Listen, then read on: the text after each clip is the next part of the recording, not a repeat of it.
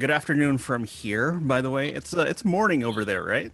It's 10:30 a.m. Yeah. All right, it's not that huge of a time difference, but still pretty cool. Anyway, my name is Billy. I'm from 99.5 PlayFM, What's and up, of Louis? course, I'm all right. It's actually the weather's getting colder around here, so this is why I'm in a hoodie right now. But okay, Yeah, me too. It's horrible.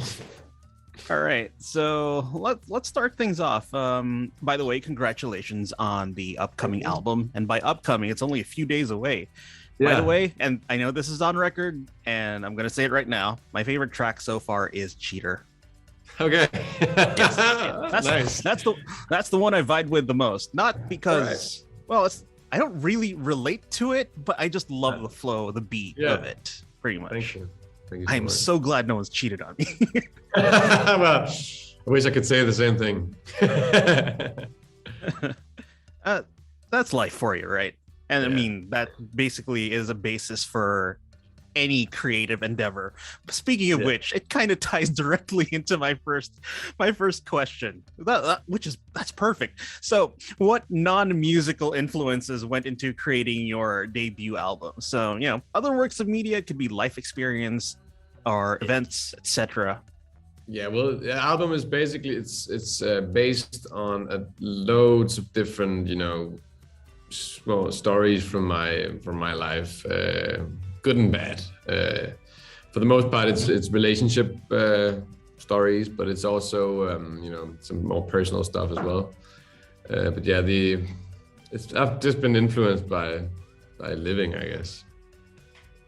I see. And I gotta say, I like the mix of both romantic relationships and friendships in the tracks. It's a nice diverse mix. So it does make it a lot more relatable because of course there are a lot of people who aren't really in relationships, and if it's nothing but romantic stuff, then there's kind of a gate to it. But the fact that there are some pretty powerful tracks that deal with friendship, especially letters, right? Yeah. That stuff hits different. And leading into the next one, were there any hurdles, or problems that you faced during the production, and how did you overcome them? We had some. How do you say? I mean, only hurdle was probably that it hurt writing it. It's such a personal song, and it's not. Makes you sad when you think about it. But it's just being able to continue and press on and just work through it, I guess. It was also, there's a lot of different, how did we want for letters, for example, there was another melody for the chorus, but how do we make this melody not too lullaby-ish? And it started out as like, I still hope you read my letters, but that became sort of, too, like, clown in the box, like that kind of thing. Oh yeah, Jack in the Box. Yeah, Jack in the Box. So yeah, I think it's just about, if you hit a brick wall, just take a break and think about it. Say grab a cup of coffee and go back in and try and see if you can solve the problem. Yeah. Cool. That is basically a universal piece of advice. When you feel stumped, do take a break from it, do something else, come back to it, and then you can most likely move forward from there. And I understand that, yes, from the sound of it, and even without you having to introduce each track during the listening session, it did feel like that Too Young is a very personal record. Yeah. Yes. Definitely. So I can imagine like the writing process where you had to basically relive every experience and how much that must sting. Yeah, it wasn't the most fun. Well, it's nice because you cope while doing it. So the things that hurt, the reason they hurt is because you haven't coped with it yet. And writing the songs made me realize and think about the stuff I experienced, and by doing that I cope with it, so now I don't really get that sad from it anymore. I took it from my chest and I put it in a box. I called it Too Young. Just rip that out, right? Yeah, exactly. Yeah, and that basically falls in line with one of the most important things that I learned over the course of the past 2 years, and I have a friend to thank for this, and it's just two very important words: art heals. What? Any creative and art heals. Yeah. Yes. So any creative endeavor, as long as it's an outlet, will just basically let you express whatever has been stored in here. Yeah. And on a personal note, it's also helped me. But yes, on to lighter things. So what other what other works of media, let's say recreational activities, have you been into lately during your downtime between creating music? Oh well, I've Stuff you've been been up to. I was taking my driver's license for a whole year. That's been cool. like a big part of also my mindset. I finally got it. But Congratulations, by the way. Thank you. I've just been driving around and I've been at home cooking and just relaxing, and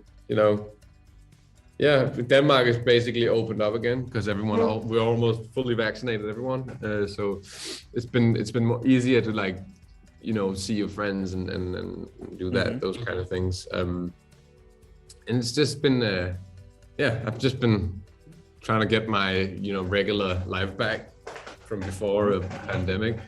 And it's just been nice, and also while working on this album. So yeah, it's kind of just regular guy, 22-year-old Copenhagen kid stuff. Hey, that's cool. And by the way, I'm really happy to hear that you're getting some sense of normalcy back into your life. I mean, we're all working towards that. We got to encourage everyone, of course, to get their shots, to get vaccinated, and all that, practice health protocols and all that. But I'm glad that you guys are slowly beginning to open up, and hope that happens here soon too. Yeah, me too. I do hope that that opportunity arises and you actually get to, of course, visit us right here. Yeah. And that kind of ties into my next question. Touring, of course, is a given, right? Once the world opens up and things are generally safer. And you've gone on tour before, right? Only in Denmark. Not anywhere, but not really in that way. I want to do it in the Philippines. It would be nice to really go around and meet all the people that have been, sending me texts and get a face on the people who I'm talking to on the internet. Do some meet and greets and go play some music for you guys. I would really love that. Yeah, so that's basically your favorite aspect of touring: getting to perform, getting to meet. Yeah, well, just getting to, the fact that I get to do this every day and play music I made from my thoughts and emotions I felt, and that people actually want to listen to it. That just means everything to me, and I'm just so thankful that I can do that. Okay, that is great. It's been a blast talking to you. And before I do let you go, of course, yes, would you like to give a parting message to your fans here in the Philippines? Yeah, let me just start out by saying thank you all so much for, being so supportive and being so loving. I can't wait to see what you guys think about this album, because it's full of different stories and diversity, and it's a lot of emotions from my life that I want to get another perspective on.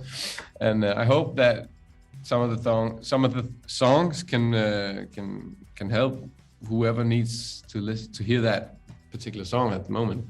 So thank you all so much. I love you all, and I can't wait to go to the Philippines. I hope this pandemic is over soon, because it's getting tiresome, and let's just get it over with. But yeah, definitely. Stay safe until we it's all done. All right. So thank you so much for your time. It's been, of course, a blast talking to you. And we do hope that you get the chance to visit the Philippines because there's a lot of cool stuff you can do here. And if you are a fan of food, I Oh yeah. guarantee you, you will not be disappointed, my friend. All right. So have yourself a good rest of your day. You And too, my yeah, friend. okay. Talk to you Just soon. enjoy. And yeah, I'd better get going because someone else is up next. All right. Bye. All right. Bye, man. Hey.